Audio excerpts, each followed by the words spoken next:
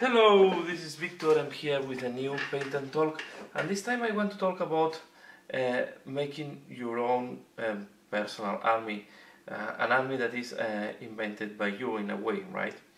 What I mean by that, I will put examples from normally Warhammer 40k and Age of Sigmar, because are the games that have uh, yeah, I know the best, but I guess you can extrapolate to other game systems. So when you are making a new, let's put as example this Space Marines, that is quite a common army. When you are going to do a Space Marine army, you can do, I would say that you can do two approaches. Or you do your own personal chapter with your own colors, or you can do one of the, let's say, famous chapters, right? So you can do, for example, your own chapter, or you can do Ultramarines, to put an example, or Blood Angels. Okay, when I was approaching that, okay, I decided to go for my own chapter. There are well, several reasons, but for me the most important one, the main reason to do that, the first one, okay, is because I want to explore my imagination. I want to explore a different color scheme. Of course, I was looking around, getting inspiration, but at the end you want to do your own color scheme that is unique. So this gives your army a uniqueness view. Okay, this was one thing that was appealing to me, to make your own view of an army.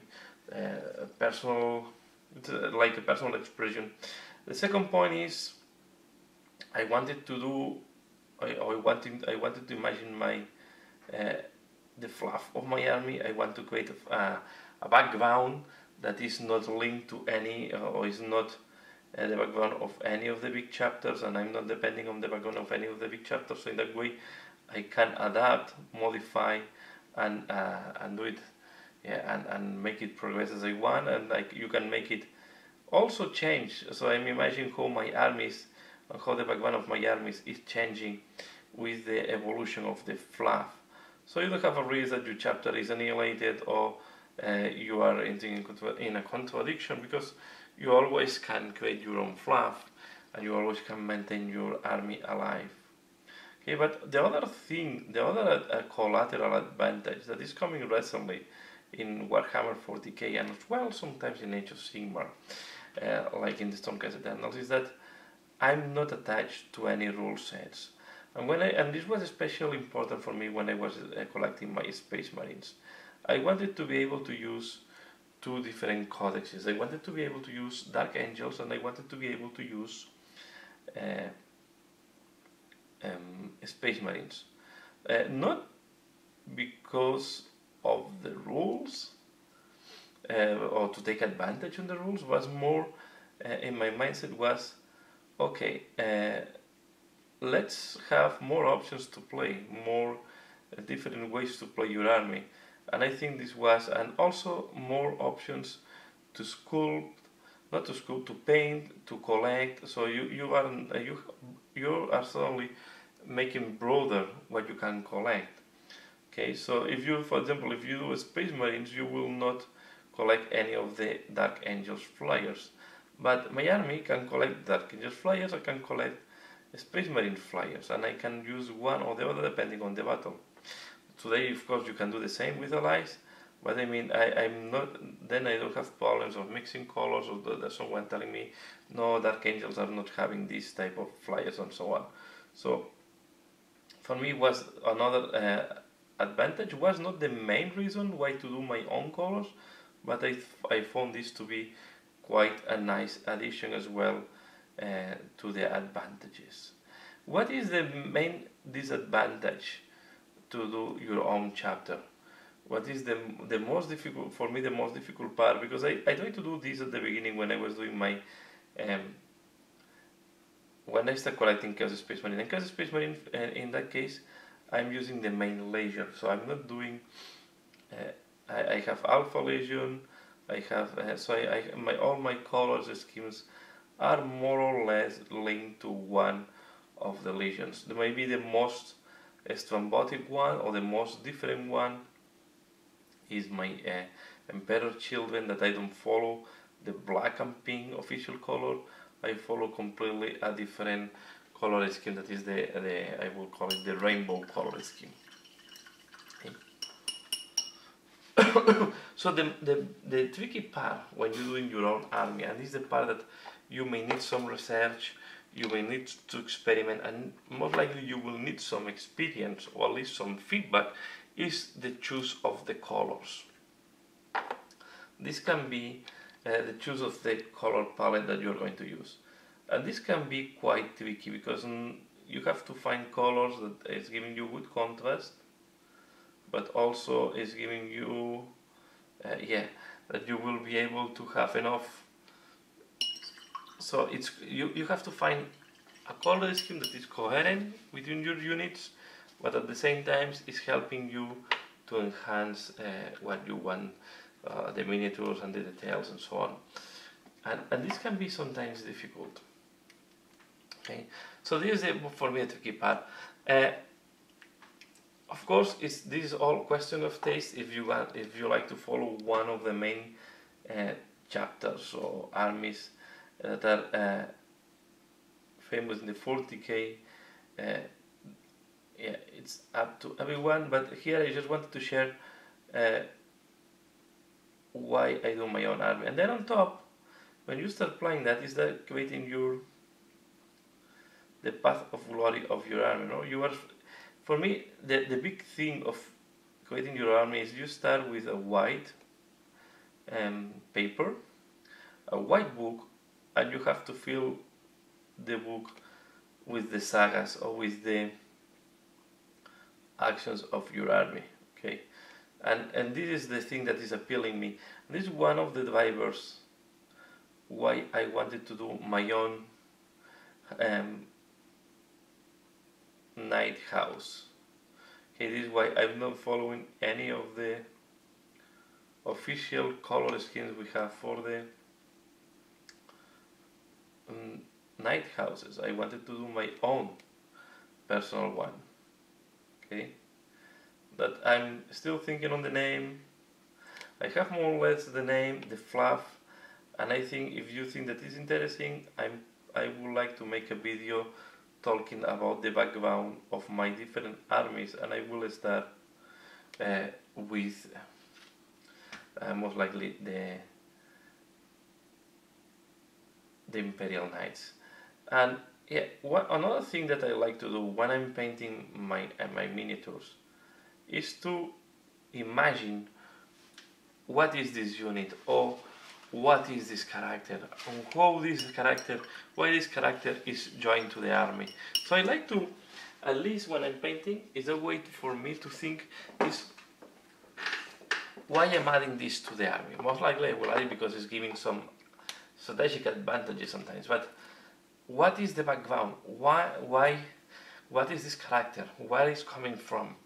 Who is? How it acts on the battlefield? So all these things I like to think about when I'm painting a new unit, a new miniature, a new character. So, and this is the main reason why I enjoy so much painting, why I enjoy so much collecting, and why in general terms why I love so much this hobby is this white, I will call it blank book that you fill with your imagination, right? Is this blank book that you can fill with your experiences.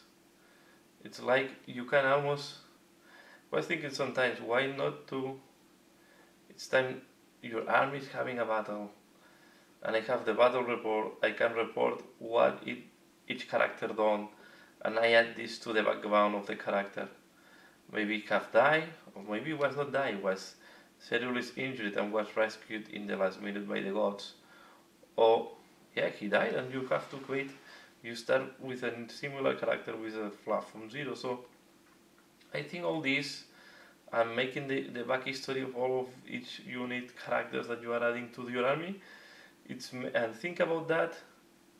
It's one of the things that I enjoy to think about while I'm painting, and this is why I like to make my own personal armies. But now I would like to drop a question for all the people that likes to follow my channel and likes to follow my videos is, what do you prefer? Do you prefer to make an official army from Games Workshop or from the books, or you prefer to create your own personal army with your own color scheme and your own background? And yeah, and I would like to know your experiences and your point of view on that, because I think this, for me, the hobby is one of the biggest. Painting and thinking about the background is for me as almost as important as playing. Well, painting is more important than playing, to be fair. I spend more time painting than playing, but I think it's also very important the background of the units. I like to think about them. I like to bring them first. So let's put this at close. When I have a new miniature, new character, a new vehicle, it's like having a blank history that you will build up. First, you build up the history by painting, by giving color. You give color to the history by by painting them, and then you fill the history with the background of this unit, of this character. And I think this is for me the way to approach. And although sometimes I'm not spending time writing, to be fair, I want to spend some more time writing the fluff that I have in my mind, but for me thinking the fluff of my army is more a matter of thinking about an imagination, and imagine how this unit have joined the army, and who is this guy, who is the other guy. What I also like to imagine, what type of interactions the characters of the different armies will have between them, and all this stuff. I like to think about that. Sometimes I spend some, not too much, but I spend to put that on paper to have more in order my thoughts. And I'm thinking to do more on writing down maybe the fluff, at least to write down what are my thoughts, and maybe share it with you. So if you are interested to know or to hear about the fluff I'm imagining for my armies, I will please leave a comment below and give a like if you have liked this video. And yeah, and I also looking forward to know in the comments how you approach. You like to do your own personal color schemes, your own personal fluff, or you prefer to follow more one of the big or the important armies that Games Workshop create and follow, say it that way, the official fluff. That's all what I want to talk. And I encourage you to approach in both aspects. This way I also have sometimes some of the characters that are special characters. So yeah, please let me know. I will look forward, and I hope you have find this enjoying and you have liked this chat. As usual, that's all for now. Thanks a lot for watching, and see you again later. Bye.